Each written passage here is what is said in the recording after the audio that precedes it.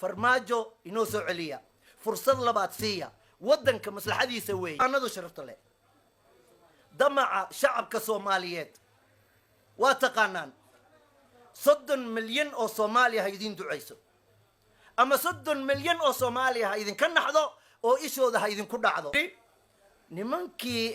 la oran jiray beesha lixaad oo gaalada ahaa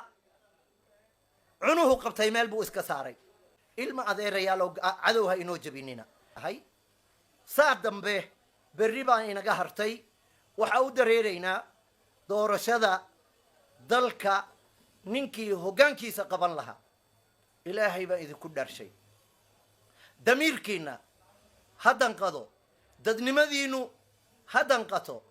diintiinu ha sarreyso ilaahay subxaanahu wa tacaala ummadda muslimada ah oo miskiinta ah beledkaas mankuubka ah oo dhibaataysan dhib ha ku celinina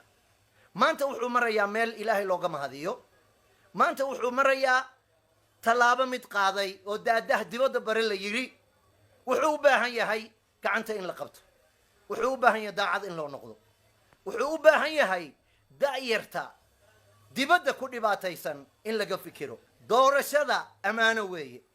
ilaahay baa idin dhiibtay waa garanaysaa inuusan ilaahay u dhiibin taa maanta ma heli lahayn qul illaahumma maalika almulki tu'ti almulka man tashaa وتعز من تشاء وتذل من تشاء وتعز من تشاء وتذل من تشاء بيدك الخير إنك على كل شيء قدير والله العظيم كل وأدي بلها نين أنيق إلمد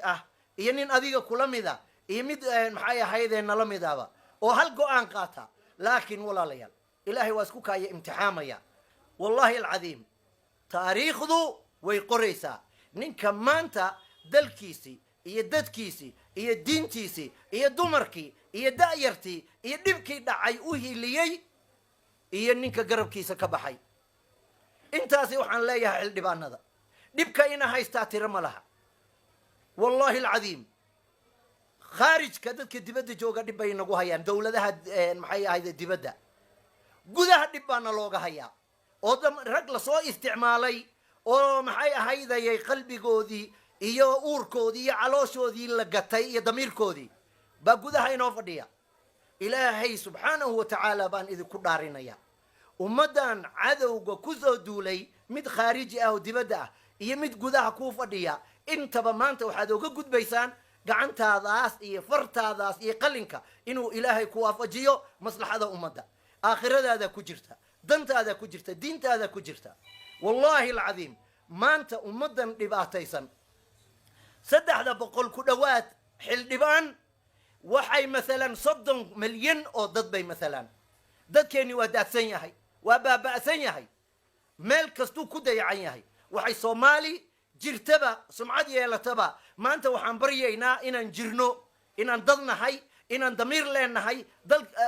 dunidii waa ina baratay waa soconnaa ilma adeerayaalow cadowha inoo jabinina ilma adeerayaalow damiirkeena ha ku tumanina ilma adeerayaalow diinteena daryeela waxaan kelmad labaad ka oranaya nimankii la oran jiray beesha lixaad oo gaalada ahaa cunuhu qabtay meel buu iska saaray waa caadil weeye madaxweyne maxamed cabdullaahi farmaajo baan waxaan rabaa in aan wuxuu yahay ka sheego anoo daliil ka dhiganaya ragga musharaxiinta ah oo madaxweynayaasha u tartamaya cabdiraxmaan cabdishakuur oo cadowga ugu adag ee farmaajo ah ayaa la weydiiyey ninku waa nin caynkeeya wuxuu yidhi ninkani waa nin aanan musuq maasuq lagu aqoonin oo xoolaha ummadda aanan doonaynin oo aanan maxay ahaydaye damac caynkaasa uusan ku jirin waxa kale aan isku haynaba aan isku hayno waa arrin yaab leh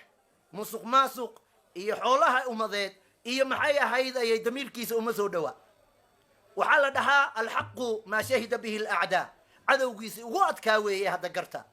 ummadda soomaaliyeed xildhibaanada sharafta leh madaxweyne sheekh shariif baa la weydiiyey mudane maxamed cabdullaahi farmaajo ka waran wuxuu yidhi laba arrimood baan aniga kaga yaabay oo uu ninkaa ku sarreeya oo waa maxay wuxuu yidhi nimankii la oran jiray beesha lixaad oo gaalada ahaa cunuhu qabtay meel buu iska saaray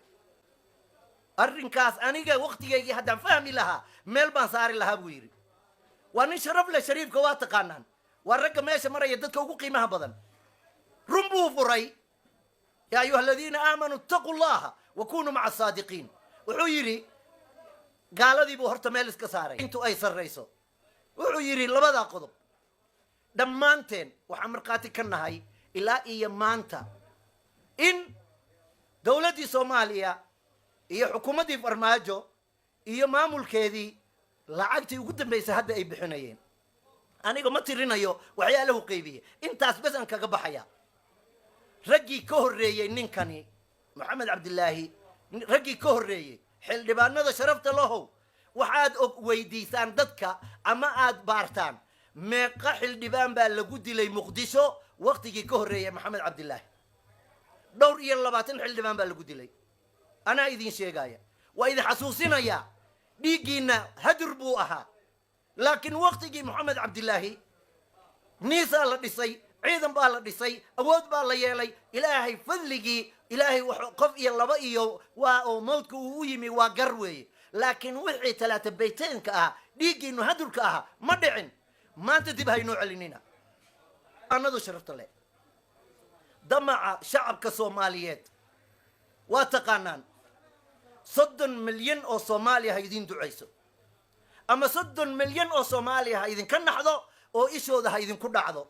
oo kansar iyo kaankaro iyo kadeed ha idinku dhaco ilaahay idinku marido ilaahay ha idinka ilaaliyo qodobka ugu dambeeya xildhibaanada sharafta leh waxay barteen propaganda la dhaho no mo fulan hebel baa la qabtay hal mar waa la tuuray kii kale farmaajo inoo soo celiya fursad labaad siiya waddanka maslaxadiisa weeye ma aha shakhsi ahaan xataa markaan ka tagno waddanka nin 4 sano soo qabtay ama 5 sano soo waday haddii loogu daro fursad kale meel fog buu waddanku tegayaa laakiin jugjug meeshaada joog hadday taladiinu noqoto jinni iyo jinkiin ay idinka adkaadaan jahannamaa la aadayaa iyo meel aanan habbooneyn ilaahay jannaha inoo wada kaxeeyo ilaahay jaxiimo naareed allah inaga ilaaliyo jinni iyo jinkeen allah inaga qabto ilaahay cadowga ummadda soomaaliyeed allah inaga qabto danta ummadda soomaaliyeed xildhibaanada sharafta leh ilaahay hanoo soo dhexmariyo ilaahay subxaanahu watacaala kuwii guulaysta allah idinka dhigo guul iyo gobonnimo xildhibaanada sharafta leh waa idiin ducaynaynaa wabillahi tawfiiq